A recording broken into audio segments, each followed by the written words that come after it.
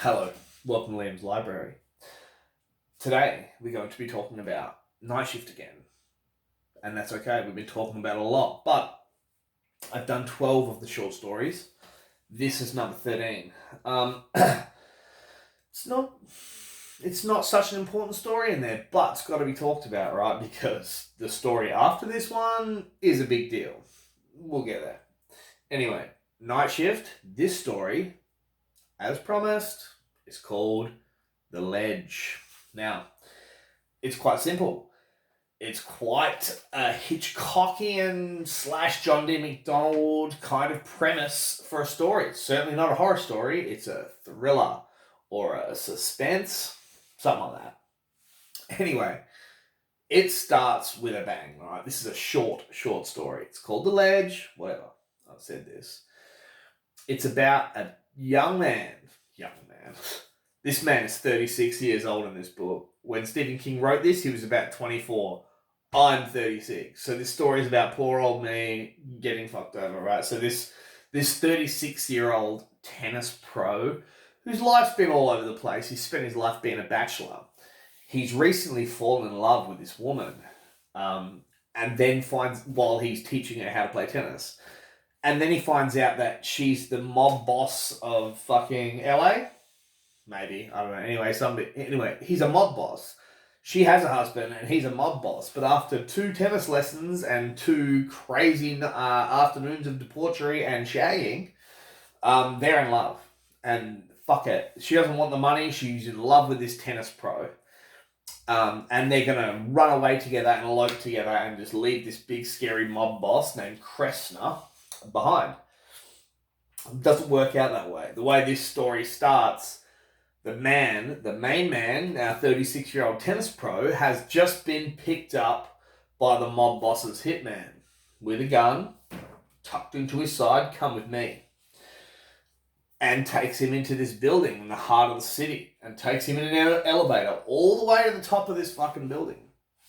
And here we have this short fat man, this billionaire, who's married to this young woman who this golf pro has been shagging and is in love with.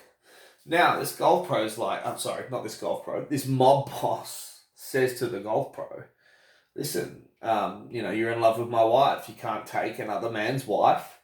We're going to kill you, or we're going to fuck you over. Oh, whatever. And so this golf pro, he's clever.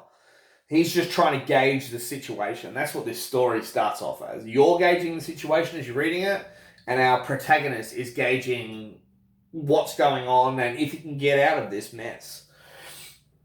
Now, this guy Kressner, this mob boss, he says, you've got 2 options. You can either... Now, what he do... Okay, so, all right. It's such a simple setup, but it's downright Hitchcockian. It's done well. What he's done is, as soon as this guy has got pulled up and taken away by this mob boss and taken up the elevator, all other stuff is going on, right? One of them is part of the twist.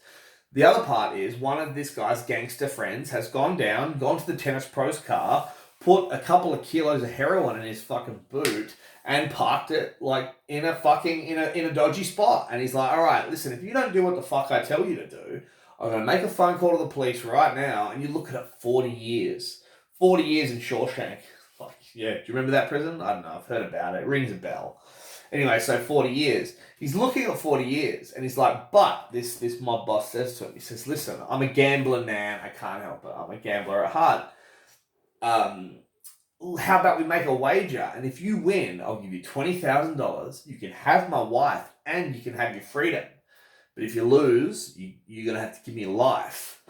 He's like, what's the bet? I mean, what fucking option does this man have? He doesn't really have an option. And in this story, the way King writes it, you're in this guy's head. It's very abrupt. It's like, okay, well, fuck, what option does he have? And he's an athlete, which comes into it. So this rich mob boss says to him, he says, I bet you can't circumnavigate yourself around the top floor of my building. Now, there is a ledge that pokes itself out around the entire part of this penthouse building where this mob boss lives. Now, it extends 5 inches because he measured it, the mob boss measured it. And because he's a gambling man, he's offered this wager to many people. No one has taken it. One person nearly did and fainted dead away just looking at the distance from the top to the bottom. Anyway, but what does our protagonist have in the way of options? He doesn't have any. So, it looks like he's going to have to walk around the ledge to get his freedom, to get the 20 grand, and to possibly leave there with his beloved. Okay, now, there is a movie version of this. Now, like I always say, here at Liam's Library, we're here to talk about the books, but let me mention there is a movie version. Now, you ever seen Stephen King's Cat's Eye? There is a short film within Cat's Eye starring Robert Hayes, the main protagonist from Flying High, Airplane in the States. Anyway, Robert Hayes plays the tennis pro. And I've seen it. And you know what? It does the trick, but just, it definitely is a short story for a reason. There's a sentence in here that just made me write a note. When the tennis pro looks outside at the size of the ledge that he has to walk around, he says, man, he thinks to himself, I've never seen 5 inches look so much like 2 in my life. Funny. Anyway, this story is written well, kind of like Trucks, kind of like, Last Run on the Ladder. It's very well written. Stephen King's way with dialogue is fantastic. Especially then, it was probably refreshing to have someone not give you 30 pages of description and then a couple of sentences here and there. Someone to just give you meat of action and strong, really believable dialogue. This story is full of it. Okay, so our tennis pro, he goes around the ledge, okay? And it's the way King does his suspense is the way Alfred Hitchcock might have done it by his camera, and by his directing. The suspense is fantastic. You don't know if he's going to make it. And this 5-inch ledge with the crosswinds of being on the top of a penthouse suite in the middle of a billowy city, you don't know if he's going to make it, but spoilers. This was written in 1974, so I can give you spoilers. He makes it, and he makes it, right? He makes it, and he gets in, and he used his legs, he used his panic, he had the worst time. Like, Stephen King gives you a good 5 pages of him just walking around this building, so I'm skipping that. Like, you can enjoy that suspense and heart-pounding shit when you read it for yourself. But he gets there, and he comes in through the window, and he actually gets the jump on Cressner's... Cresswell, anyway, the mob boss. He gets the jump on the mob boss's fucking, hoodlum pimp fucking gangster man. And fucks him up, smashes the gun on the bridge of his nose, and all of a sudden, our tennis pro has made his way around, and he's pointing his gun at the mob boss. The mob boss is nearly running out the door, but the guy's like, listen, move and I'll fucking kill you. So now, completely shoes on the different foot now, right? But just before this happens, the mob boss accidentally lets slip that, the tennis pro, he might have got away with the money, he might have got away with his freedom, but they've murdered the woman. So the woman that he fell in love with while he was teaching her how to play tennis, and she's probably lived her crazy, poor, debilitating life under this big, scary mob boss, she's now been murdered. He's like, you can pick her up at the morgue. And then all of a sudden, tennis guy's got the gun on him. So he's like, no, I didn't kill her. I promise I didn't. And he's like, fuck off. Like, he knows that she's dead. He knows that, fuck it. He's like, and he's that upset. Like, after going through all this bullshit, winning and beating this prick, just to find out the woman that he's just fallen in love with is now fucking been murdered over this bullshit.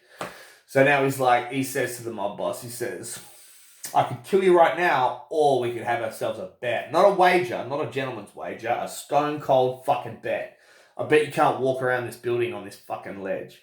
And the boss man's like, no man, like seriously, I can't do that. Like, he's just like, click, get on the fucking ledge.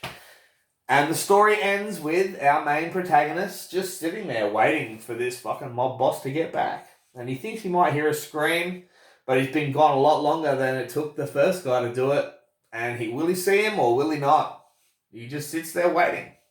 That's the end of the ledge. I like it. It's with John D. MacDonald doing the introduction for this novel, especially when it first came out. That's John D. at the start. The Ledge almost seems like an homage to John D. You know, John D. MacDonald doesn't write horror stories, but he writes stories like The Ledge. Fucking oath he does, and he's got billions of them. Just a character study based on something horrible, and blood is going to be shed.